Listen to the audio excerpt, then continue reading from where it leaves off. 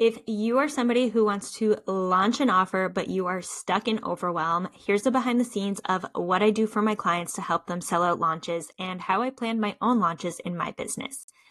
There are 3 common things that I notice keep people stuck from not making money, from getting, all caught up in imposter syndrome, wondering why their launch isn't working. And so those 3 things are really planning, client experience, and copy and refining of that copy. Welcome back to another episode of the Cozypreneur podcast. If this is your first time listening, Cozypreneur is all about helping you make money and work with the dreamiest of clients. So grab your beverage, get your cozy socks on, and let's dive in.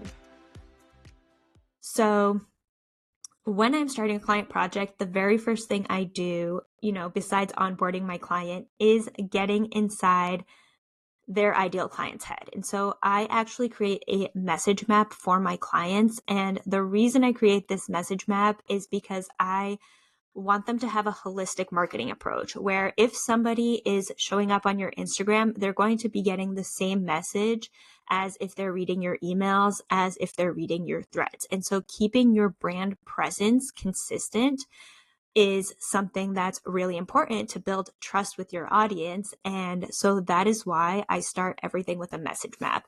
And the way I actually create the message map is by hopping on calls with my clients' clients, which is really great because their clients always have some perspective that my client didn't necessarily think of, right? And so, my client has all this information about, hey, we've launched this before. This is how it's done. This is the copy that we've used. This is the data we have from it. But when you start to talk to the clients, right, they're not in that business mode. They're thinking, hey, this is actually what I got out of it. Or I joined because of this one reason, but I didn't realize I was going to get this out of it too. And that second transformation was like amazing. And so then it's my job as a copywriter to say, hey, how can I actually put words to that so that other people who are looking for the same thing, who actually want the same things, they can know that this offer is right for them.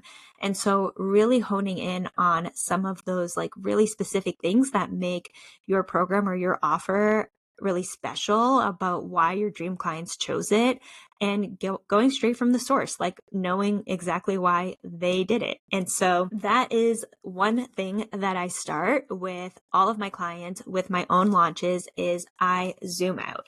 And the other reason why I start with messaging, right? So it's this holistic marketing approach where you want all of your channels to say the same thing, the same message. So people, like, as they are more in your world, they're getting more touch points for that offer. But it also makes content batching so much easier, right? So I start with my messaging and then I create my podcast episodes. And from podcast episodes, I can go into blogs. From blogs, I can go into threads and Instagram posts. And so really just having like that one central piece of your messaging, it can be the foundation for all of your content. And then you're not sitting there thinking, what do I post on Instagram this week? Like, no, you already know because there's this whole plan, this whole overarching plan, and you just have to take something from that plan. So one question that I get a lot from people is, can I reuse my last launch? Yes, absolutely. I would say for sure. My clients do it all the time. I've had people join Launch Renaissance, get really high converting copy, and then use that same launch copy 3 or 4 times in a year, right? So like double, triple, quadruple their investment. Yes, my clients do it all of the time. So I have clients who have done Launch Renaissance and then they reuse that copy over and over and over again. So they can reuse it 3 or 4 times in a year. And so at that point, it is really just about refinement. And so you're not necessarily writing a whole new sales page. You're not writing new emails. You are looking at your data. You are looking at your click rates, your open rates. You're looking at your conversion rates. You're looking at how many people visited landing pages. And you're looking at that data and then you are making informed decisions about how you are going to move forward in this launch so that you can make it better. So I have one client inside Copy Classroom who has really refined her message over the past year. And so she's getting ready to launch her membership and she knew some things about her ideal clients, like they really don't like long sales pages, and she had a lot of text on her sales page. So she ended up tweaking it, and it's cool to see like all the iterations of her sales page, over a year. I think she's probably revisited 2 or 3 times, but it's like now it's like really, really aligned to her people. And so that's really cool to see. And so really when you are talking about marketing, when you're talking about messaging, when you're talking about copy, it's not about creating new things all the time. It's about that refinement piece and continuously making it better every single time. And the other piece of that too, because that's what's going to help you make a lot of money, is when you are launching the same thing over and over again, your audience gets to know that offer. And so somebody who is not necessarily ready for that offer now, they might be ready for it next time you launch. But if you are consistently making a new offer, your people are not going to have like that time to build offer awareness, to build awareness with your brand. And it's going to be harder to make money. It's going to be harder to gain their trust. So all of that being said, the other piece of this, and it really goes along with refinement, is your client experience. And so something that I like to do every single time that I launch, and I think what's nice about Launch Renaissance is that my clients actually have more space and more time to do this, but it's to update the back end. And so is it your onboarding process? Is it your actual course modules? What are some things that you notice will make your program better based on what you've learned from all of the other people who are inside? And so this is like the educational design piece too, where it's like, okay, I noticed that this is most helpful for my people.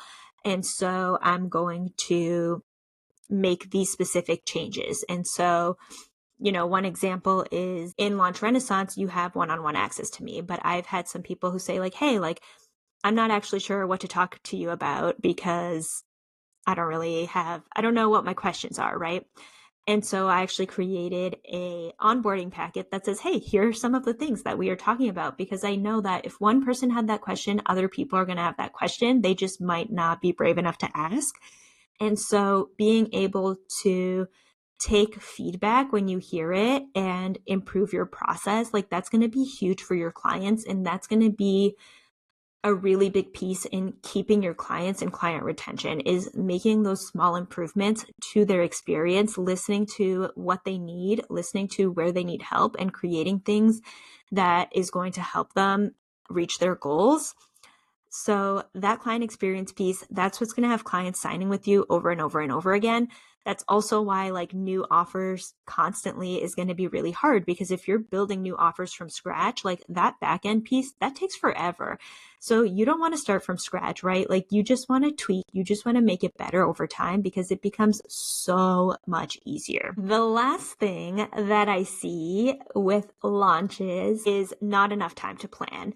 And so I think one thing is, and this happens to me so often every time I do my yearly planning, I overestimate how much I can get done. So I'm like, I'm going to do so many launches. And while I do a lot of launches, it's important to give yourself enough time and not be like, I'm going to launch next week and crap, now I have to write a sales page and a bunch of emails. And it's just not going to turn out well when you don't set yourself up for success, right? And so really just look at your calendar and think about, what is your capacity?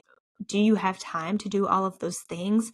What's your to-do list, right? Is this a new offer and it's going to take longer to launch because, hey, I'm actually going to do a summit, so I need to plan the summit and then I'm going to launch my offer, right?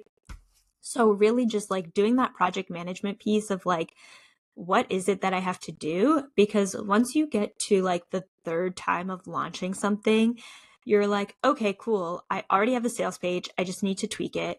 I already have the emails. I just need to tweak it. I already have the offer in the back end done. I just have to tweak it, right? Your to-do list becomes a lot easier. And so when you plan ahead, you really have a lot of time to choose your pre-launch activity, whether it's a webinar, a summit, right? A giveaway, a game. I love games over here. So choosing those activities that are going to engage your audience, that are going to nurture your audience, so that when you get into it, you already have everything set up ahead of time because you planned ahead, because you gave yourself enough time, that's another piece that's going to make your launch really successful.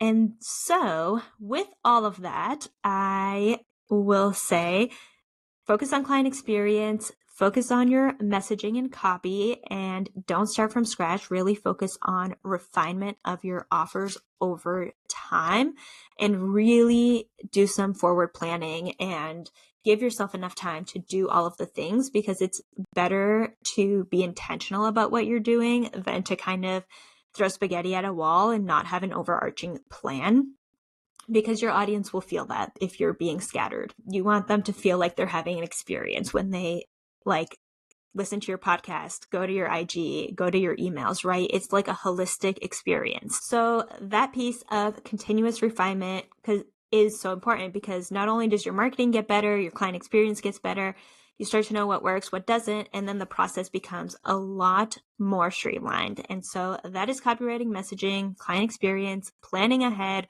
refinement, my favorite. If you're somebody who wants to launch without writing a single word of copy, then check out Launch Renaissance. It's my signature package that has helped clients sell out launches. I'll link the sales page in the notes. Until next time, bye. That's a wrap on today's episode. If you enjoyed this episode, make sure to rate and leave a review on your preferred listening platform.